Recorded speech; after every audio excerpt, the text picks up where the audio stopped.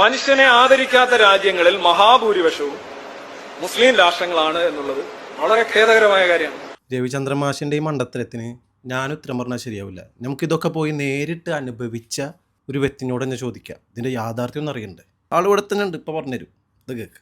ലോകത്ത് എനിക്ക് തോന്നുന്നു ഏറ്റവും ഒരു അന്യനാട്ടുകാരൻ ചെന്നാൽ, അന്യനാട്ടുകാരനല്ല ആ നാട്ടുകാരൊക്കെ എങ്ങനെ അവരായിരിക്കും, നമ്മൾ അന്യനാട്ടുകാരനായിട്ട് നമുക്ക് തോന്നുന്നത്, ഏറ്റവും ഹൃദ്യമായി സ്നേഹിക്കുന്ന, സ്വീകരിക്കുന്ന, ഒരു മുൻവിധിയില്ലാതെ അവരുടെ വീട്ടിൽ ദാരിദ്ര്യമാണെങ്കിൽ അപ്പുറത്തെ വീട്ടിൽ നിന്ന് കടം വാങ്ങിച്ചിട്ടാണെങ്കിലും കൊണ്ട് നമ്മളെ സൽക്കരിക്കുന്ന ഒരു സ്ഥലം ഉണ്ടെങ്കിൽ അത് ഈ മധ്യേഷ്യയിലെ മുസ്ലിം രാജ്യങ്ങളാണ്.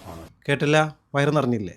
എൻ്റെ പൊന്ന് ചങ്ങായി, ഈ ഇസ്ലാം മതം പഠിപ്പിക്കുന്നത് സ്വന്തം അയൽവാസി പട്ടിണി കിടക്കുമ്പോൾ വയറ് നിറച്ച് ഭക്ഷിക്കുന്നവൻ, ശ്രദ്ധിക്കുക, വയറ് നിറച്ച് ഭക്ഷിക്കുന്നവൻ നമ്മിൽ പെട്ടവനല്ല എന്നാണ് ഇസ്ലാം പഠിപ്പിക്കുന്നത്. മനസ്സിലായ?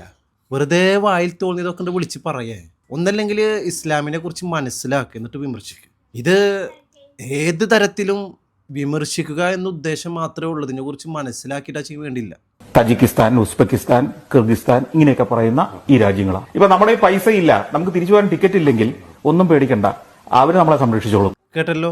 അനുഭവത്തിൽ നിന്നാണ് മൂപ്പര് പറയുന്നത്, അല്ലാതെ വായി തോന്നിയതല്ല. മനസ്സിലായില്ലേ?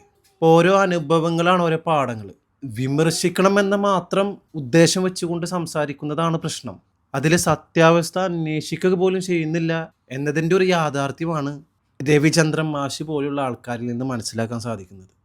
വല്ലാത്തൊരു കഷ്ടം തന്നെ ഇവറ്റകളൊക്കെ കാര്യം.